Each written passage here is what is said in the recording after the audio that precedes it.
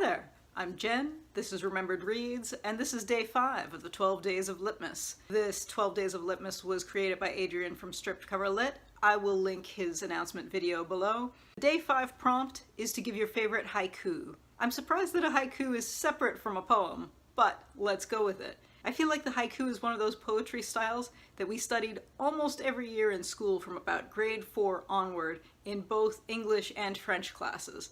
And despite the fact that I think we studied it every year for so many years, I remember almost zero of any of that. I'm sure we must have learned some of the translated Japanese poetry about nature, but the only haiku that I even remember being mentioned was one that was written in French and is about a soldier stepping over a green corpse. So I didn't even remember the poem itself, but I knew that much. So I Googled, and it turns out that if you search for the history of haikus written in Romance languages, that is actually one of the poems you will find. That turns out to have been one of Julien Vaucance's Cent Visions de Guerre, which is a series of 100 haikus that he wrote in 1916 about the First World War experience. So since that is the only haiku I can remember, I'm gonna call that my favorite haiku.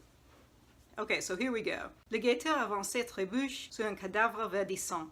Brusque replé vers les tranchées, which in English is basically the advanced guard stumbles over a green corpse and abruptly turns back to the trench. I will link below to the 100 Visions of War. I could only find a French page that had all of them, but the language is very straightforward, so you can just pop it into Google Translate if you want to read it in English or any other language. So that was my favorite haiku. I don't have a lot to say about that. And I think that based on the next prompts, this will be the last time I'm talking about First World War writing. So be relieved. We're at the end.